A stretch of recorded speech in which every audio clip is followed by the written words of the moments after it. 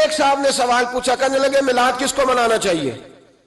میں نے کہا اس بیٹی کو منانا چاہیے میلاد جو زندہ ہوتی تھی تو دفن کر دیا جاتا تھا، پر میرے رسول نے فرمایا اب جو بیٹی پالے گا نا میں اس کا بازو پکڑ کے جنت میں ساتھ لے کے جاؤں گا۔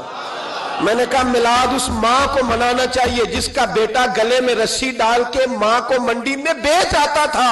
میرے مصطفیٰ کریم نے فرمایا جنت 7 آسمان کے اوپر سدرۃ المنتہا کے پاس تھی، پر میں نے وہاں سے کھینچ کے لا کے ماں کے قدموں کے نیچے رکھ دی ہے۔ میلاد اس باپ کو منانا چاہیے جس کی اولاد ڈنڈوں سے مارتی تھی، پر رسول کریم علیہ السلام نے فرمایا سن لو سن لو سن لو، اب جس کا ابا راضی ہوگا اسی کا اللہ راضی ہوگا۔ میں نے کہا میلاد اس غریب کو منانا چاہیے جو بھینس کی طرح بکری کی طرح منڈی میں بکتا تھا، پر مصطفیٰ نے کالے رنگ والے حبشی غلام کو سینے سے لگا کے کہا غریبوں کو چھوٹا نہ سمجھنا، میں اللہ کا رسول جب جنت میں جاؤں گا تو آگے بھی غریب ہوں گے، پیچھے بھی غریب ہوں گے، دائیں بھی غریب ہوں گے، بائیں بھی غریب ہوں گے۔ فرمایا امیر ویٹنگ لسٹ میں ہوں گے، 500 سال بعد جنت میں جائیں گے، غریبوں کے لیے جنت کے دروازے 500 سال پہلے ہی کھلوا دوں گا۔ اسے منانا چاہیے، میلاد منانا چاہیے۔ اور میں نے کہا مولوی سن، تجھے پوچھتا کوئی نہ، تیرا ذکر کوئی نہ کرتا، لیکن تو ممبر پہ بیٹھا ہے، تو محمد عربی کے نام کا کھا رہا ہے، تو علی کے نام کا کھا رہا ہے، تو عمر عثمان اور ابو بکر کے نام کا کھا رہا ہے، تو اسنین کا صدقہ کھا رہا ہے۔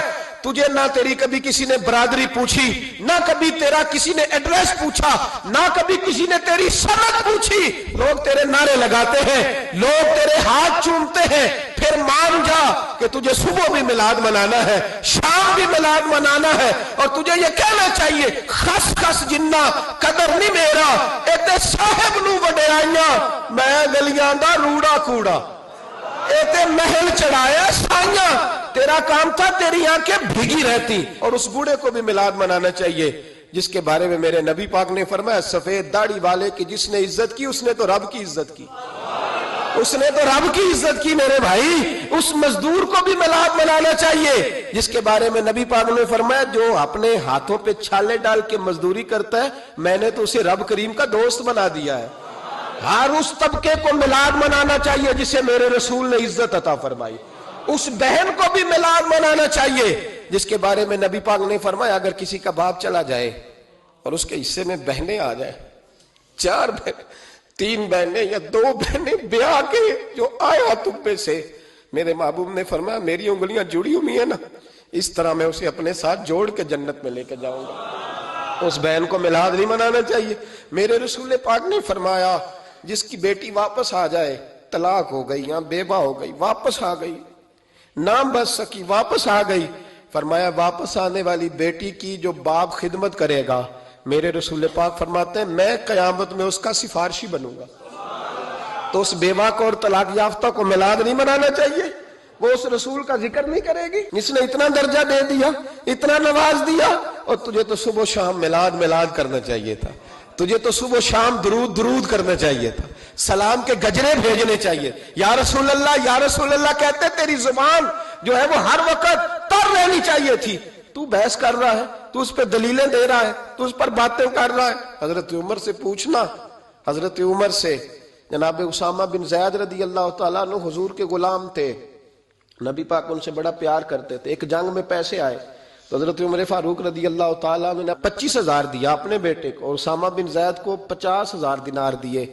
بیٹا کہنے لگا ابا جی وہ تو چھوٹے ہیں میں بڑا ہوں، وہ حضور کے زمانے میں بچے تھے میں جہاد کرتا تھا، یہ آپ نے کیا کیا؟ تو حضرت عمر رو پڑے، کہنے لگے بیٹا یہ تیرے باپ کے سر پر جو عزت کے بال ہیں یہ مصطفیٰ کے اگائے ہوئے ہیں۔ یہ نبی پاک، اسامہ سے نبی پاک کا پیار بڑا تھا، حضور کی محبت بڑی تھی۔ بیٹا اس کے ناک سے رینٹ نکلتی تھی تو رسول پاک اپنے ہاتھوں سے صاف کر دیتے تھے، حضور اس کو گود میں بٹھاتے تھے۔ میں کیسے بھول جاؤں رسول پاک کے احسانات کیسے۔ حضرت عمر جا رہے تھے تو مکے کے رستے میں ایک تنا آیا، کھجور کا خشک تنا، حضرت عمر نے اس کو بازوؤں میں لے کے رونا شروع کر دیا۔ عمر کیا ہوا؟ کہنے لگے یہاں تو میں اونٹ چرایا کرتا تھا، یہاں، اور میرا باپ مجھے مارا کرتا تھا، دیکھو آج عمر نعرہ لگاتا ہے تو کیسر و کسرا کام، او بھائی اصلہ نال جے نیکی کریے، ہاں ہاں ہاں ہاں اصلہ نال جے اصلا نال جے نیکی کریے تے وہ نسلاں تاک نہیں بھول دے، ہاں بے اصلا نال نیکی کریے تے پھول کنڈیاں نال تول دے۔ اور سن، تیری دنیا بھی حضور کے صدقے بنی اور تیری قبر میں بھی کوئی ساتھ نہیں جائے گا، کوئی ساتھ نہیں جائے گا، قبر میں بھی مصطفیٰ کریم صلی اللہ ہو۔ اور دیکھنا قبر کے اندر بھی کبھی کوئی گیا ہے؟ قبر میں بھی رسول پاک، قبر میں بھی رسول پاک، قبر میں بھی رسول پاک۔ میرے استاد فرمایا کرتے تھے بتاؤ جس قبر میں نبی پاک آئیں گے وہاں عذاب کیا ہونا ہے؟ جب حضور ہی آ گئے تو عذاب کیا ہونا ہے؟ نبی پاک تو جدھر سے گزر جائیں رب وہ جگہ جنت بنا دیتا ہے، وہاں کیا عذاب ہونا ہے؟ وہاں تو دیدار ہونا ہے۔ تیری قبر میں بھی نبی پاک۔ اور حضور نے فرمایا میزان عمل پہ عمل تلیں گے تو پھر بھی میں تمہارے پاس ہوں گا۔